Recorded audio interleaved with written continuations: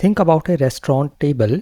Here, before the customers arrive, there are few things which are already prepared and set up. For example, the table is cleaned, the tablecloth is set, the plates are placed, the water is served.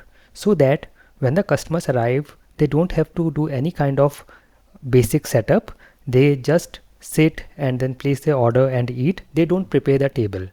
So here you can think of this setup that we have done before or in advanced is a fixture, and customers are the test who will use this fixture or who will use this setup.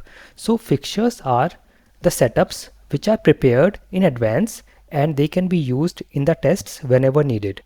So whenever you have to think of fixture, think of this restaurant table analogy, and you will understand what a fixture is. And in a moment we will do some demo and you will understand exactly what fixtures are and how do we use them in Playwright. So here let's look at this very simple test in Playwright.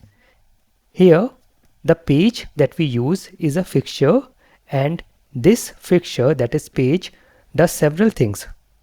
Like it launches the browser, opens a new tab or a new page, gives that tab or page to your test, and then when your test is completed, everything is done, it will close everything properly and finishes the test. So if you go to your Playwright test, let's go to our framework, and if you look at any of our tests, you will see this is used everywhere. In every test we use this page. So here you can see everywhere we have used this. Now this makes it very easy and very simple. Otherwise, without this fixture, in every test you will have to do all this setup yourself, like launch browser, open the new tab, then give this tab to your test, and then close everything when everything is finished. So this page fixture helps us in so many ways. Now let's see a demo and you will understand what a fixture is and how it helps us. So let's create a file for creating the fixture. I will go to my framework and let's create a new folder first here, and I will name it as fixtures, and here I am going to create a new file, let's say fixture demo.ts.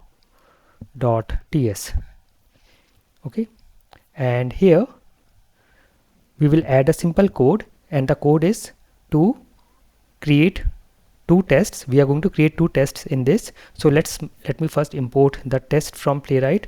I'll say import test from Playwright, and then I'm going to create test 1.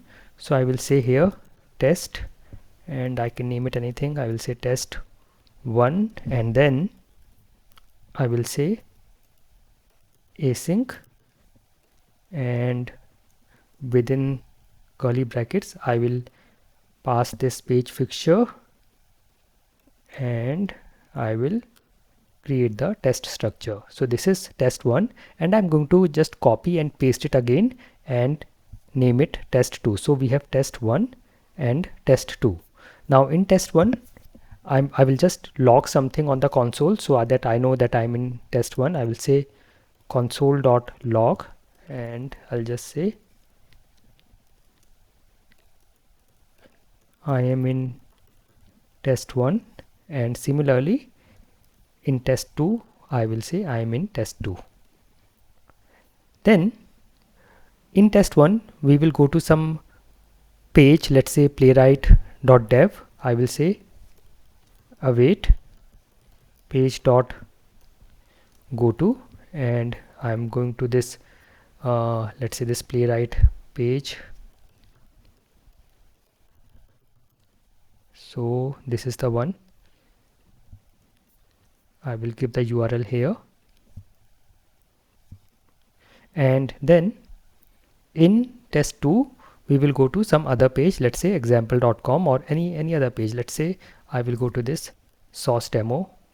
So I'm just going to use this copy and paste, and I will just change the URL. Alright, so we have our two tests created, and now let's run the test in a headed mode. So I will also save and say format document, and let's open the terminal, and I will say playwright npx playwright test, and I am going to go to the fixtures folder, and I will press tab to autocomplete, and you can say hyphen hyphen headed. I have already added the headed and everything in my config file. So if I go to my config file, you can see here I am already using the headed mode here. So here in the use headless I have made false, and also I'm running in slow motion. Let me change this to, let's say, 900 milliseconds slow motion so that you can easily watch on the screen. So I will run this and let's see what happens.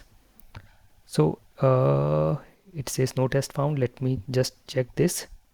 Okay, I should be putting it in my test folder, because if I check my config file, it will check for tests only in the tests folder. So let me just move this fixture demo in my tests folder. I will just drag and drop it here, and yeah, it has come here. So now I will say here npx playwright test, then I'll go to a test folder and I will say fixture demo.ts, and let's run it. So here it is still not running. I should have, I think okay, this is fixture demo.ts. I should make it .spec.ts. So let us rename it, and I will say here fixture demo dot spec.ts, and let's run it. So I will say npx, or I'll press the up arrow to go to the last command and just press tab, and let's run it. So yes, it is running now. So here you can see it is running in parallel. So because it was in parallel, you might not have seen it, but what it has done is, if we check the report, I will go and check, run this command to see the report, and here you can see it has ran these two tests, test 1 and test 2, once on Chrome and then on Firefox. And if you have noticed, so let me just show you, I will run the command again, and you will see here two browsers for each of the browser, two instances open, and then run the tests and close it. So here what's happening is, for every test, wherever we have used the page fixture, the browser opens, test 1 runs, browser closes, then browser opens again, test 2 runs, and then browser closes again. I can also say here, I will go to the command, and here I will say hyphen hyphen workers equals 1, so that there's only one worker, and this will run in sequence now, one after the other, so that we can see it on the screen. So you can see this is the first test and this is the second test. So here this is what the page fixture does. It creates the browser, opens the browser, opens the page, and gives it to our test, and then closes everything after the test is finished. So this is how it can be very, very useful.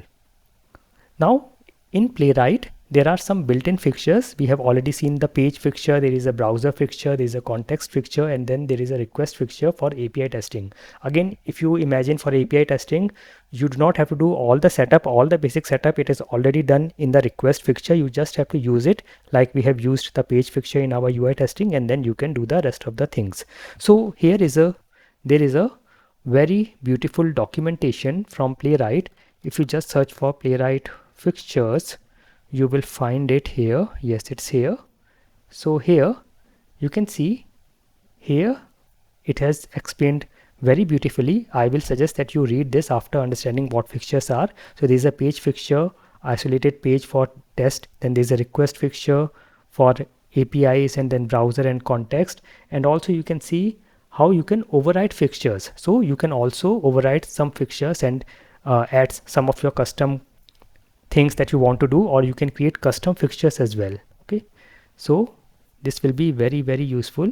So something that you want for all your tests. For example, if I see in our test that we have been doing, we are creating this login page object or home page object every time. So you can create a fixture for this and then just use the fixture directly in your test like we are using the page fixture. All that you can understand it here if you are interested to.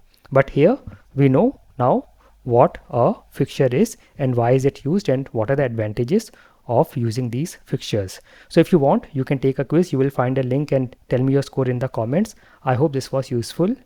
Thank you for watching and never stop learning.